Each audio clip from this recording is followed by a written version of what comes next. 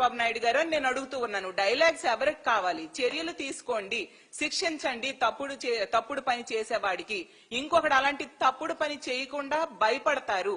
అది మీరు చేయకుండా ఎంతసేపు రెడ్ బుక్ రాజ్యాంగం ఎలా అమలు చేయాలి అనే దాని మీదే దృష్టి పెడుతున్నారు. ప్రతిపక్ష నాయకుల మీద అక్రమ కేసులు ఎలా పెట్టాలి, అక్రమ అరెస్టులు ఎలా చేయాలి అన్న దాని మీద మాత్రమే చంద్రబాబు నాయుడు గారు ఈ రోజు అతను దృష్టి పెడుతూ ఉండే పరిస్థితి మనం చూస్తూ ఉన్నాం. ఇంకా మహిళా హోంమంత్రి గారు, ఆవిడ గురించి చెప్పనే అవసరం లేదు. ఆవిడికి పదవి ఇచ్చారు మా జగనన్నని, మా వైఎస్ఆర్ కాంగ్రెస్ పార్టీని తిట్టడానికి, మా పార్టీ నాయకుల మీద అక్రమ కేసులు పెట్టడానికే. ప్రతి సందర్భంలో కూడా అది నిరూపించబడుతూ ఉంది. ఎంత దారుణంగా మహిళలకి మీ కూటమిలో ఉన్న ఎమ్మెల్యేలు అత్యాచారాలు చేసి మోసం చేస్తూ ఉంటే మీరేం చేస్తున్నారమ్మా హోంమంత్రి గారు అని నేను అడుగుతూ ఉన్నాను. మీరైతే తీసుకుంటే ఆ ఫేక్ ఇన్ఫ్లుయెన్సర్స్, ఆ కానిస్టేబుల్ ఎవరో, ఆవిడ ఒక ఫేక్ మహిళ అంట. ఆమె ద్వారా ఈవిడ పబ్లిసిటీ తెచ్చుకోవడం కోసం ఆవిడికి ఇంటికి పిలిచి భోజనం పెట్టారు, వీడియోలు తీసి ఇన్స్టాగ్రామ్ లో యూట్యూబ్ లో పెట్టుకున్నారు, మంచిదే. కానీ ఇక్కడ ఈ మహిళ, మీ తోటి మహిళ ఈ విధంగా మీ కూటమి ఎమ్మెల్యే వలన అన్యాయానికి గురైంది. ఎంత దారుణంగా దెబ్బలు కొట్టాడు, అత్యాచారం చేశాడు, 5 సార్లు అబార్షన్ చేశాడు, పిల్లడిని చంపేస్తానని భయపెట్టాడు. మరి అతని మీద ఎటువంటి యాక్షన్ మీరు తీసుకుంటారు? మా పార్టీ కార్యకర్తలు మా నాయకుడు బర్త్డే రోజు కేక్ కట్ చేస్తే ఒక కేసు, ఒక మేకను కోస్తే ఒక కేసు, వాళ్ళని పట్టుకుని నడి రోడ్డు మీద నడిపించారు కదా మహిళా హోంమంత్రి గారు. మరి ఈ వ్యక్తిని, ఈ జనసేన ఎమ్మెల్యేని ఇతని మీద కేసు పెట్టండి, అతన్ని నడి రోడ్డు మీద నడిపించండి. మరి ఆ సంధ్యారాణి పిఏ విషయంలో కూడా మీరు ఏం చేశారు? తిరిగి బాధితురాలి మీద కేసులు పెట్టిన పరిస్థితి మనం చూస్తూ ఉన్నాము. ఎంత దారుణంగా మీరు వ్యవహరిస్తూ ఉంటే మీకెందుకమ్మా ఆ పదవి? మీకెందుకు ఆ పదవి? మీరెందుకు ఇలాంటి పెద్ద పెద్ద పదవులు తీసుకొని మహిళలకి, ప్రజలకి రక్షణ ఇవ్వకుండా ప్రజల్ని ఈరోజు భక్షించే పరిస్థితి మీ నాయకులే చేస్తూ ఉంటే, మీరు చూస్తూ ఉంటే మీకెందుకు ఈ పదవులు అని నేను అడుగుతూ ఉన్నాను.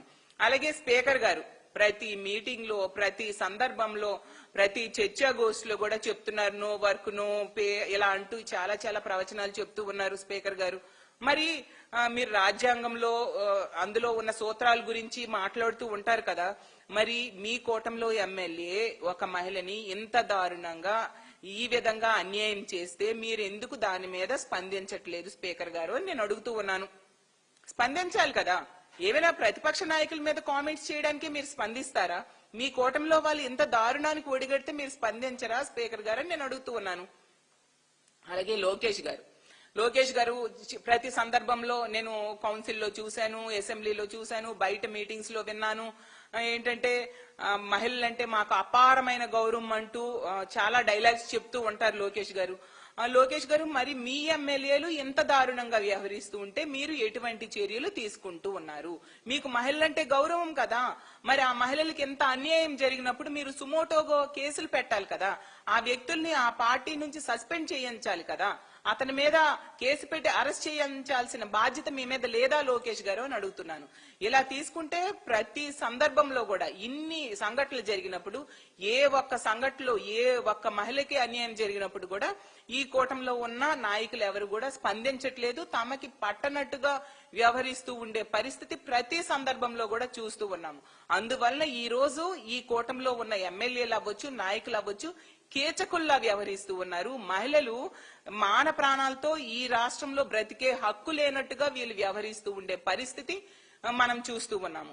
దీన్ని మేము చూస్తూ ఊరుకోము. ఇప్పటి వరకు ఎన్నో సంఘటనలు జరిగాయి. ప్రతి సందర్భంలో కూడా మా వైఎస్ఆర్ కాంగ్రెస్ పార్టీ స్పందించడమో, మా జగనన్న స్పందించడమో, వెళ్లి ఆ కుటుంబానికి అండగా నిలబడ్డమో చేస్తూ జరుగుతూ ఉండే పరిస్థితులు ఉన్నాయి తప్ప ఎక్కడైనా ఏ అత్యాచారం జరిగినా, హత్య జరిగినా ప్రభుత్వం స్పందించిన దాఖలాలు ఒక్కటి కూడా కనిపించవు. రోజు రాంబిల్లిలో ఒక అమ్మాయికి హత్య చేసిన సంఘటన అవ్వచ్చు, అలాగే తీసుకుంటే చాలా సంఘటనలు, ముచ్చుమర్రి సంఘటన చూసాము, అలాగే చాలా చాలా సంఘటనలు. ఇప్పుడు తెనాలిలో సహానా అనే ఒక దళిత మహిళను టీడీపీ వ్యక్తి దారుణంగా కొట్టేసి బ్రెయిన్ డెడ్ అయ్యేట్టుగా చేసి చంపేయడం జరిగింది. ఆ రోజు జగనన్న వెళ్లారు పరామర్శకి, ఆ కుటుంబానికి ధైర్యం చెప్పడానికి. ప్రభుత్వం ఏమైనా ఆ కుటుంబాన్ని ఆదుకుందా? మా జగనన్న ఆదుకోవడం జరిగింది. ఇలా ప్రతి సందర్భంలో కూడా రాజమండ్రిలో తీసుకుంటే బీఫార్మసీ విద్యార్థిని తెలుగుదేశం పార్టీ నాయకుడే ఎంత దారుణంగా ఆమెకి చంపడం జరిగింది. ఆమె ఆత్మహత్యకు కారణమయ్యాడు అతను. మరి ఈ ప్రభుత్వం ఏమైనా చర్యలు తీసుకుందా అతని మీద? ఎటువంటి చర్యలు లేదు. మా పార్టీ ఆ కుటుంబానికి అండగా నిలబడిన సందర్భం మనం చూసాం.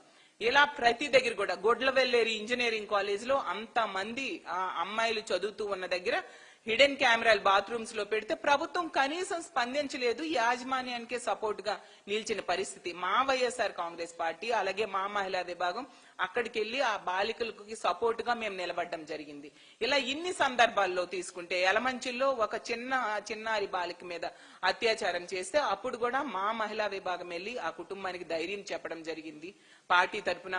ప్రతి సందర్భంలో కూడా అలాగే తీసుకుంటే ప్రతి సందర్భంలో కూడా మా వైఎస్ఆర్ కాంగ్రెస్ పార్టీ అవ్వచ్చు, మా జగనన్న అవ్వచ్చు, మా మహిళా విభాగం అవ్వచ్చు, ఆ కుటుంబానికి అండగా నిలబడడం అవ్వచ్చు, ఆ బాధితురాలికి భరోసా ఇవ్వడం అవ్వచ్చు, ఎంతో కొంత ఆర్థిక సహాయం చేయడం జరిగింది.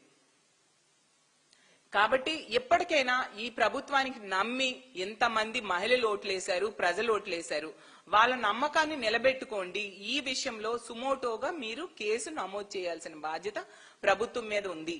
అలాగే అతన్ని జనసేన నుంచి సస్పెండ్ చేయాలి, ఎమ్మెల్యేగా కూడా సస్పెండ్ చేయాలి, కేసు పెట్టాలి. అలాగే ముఖ్యంగా మహిళా కమిషన్ ఉంది. మహిళా కమిషన్ ఏం చేస్తుంది ఈ రాష్ట్రంలో? ఎంత దారుణంగా ఆ వ్యక్తి చేశాడో, ఆ మహిళ జీవితాన్ని నాశనం చేసేశాడు. ఆవిడ కుటుంబాన్ని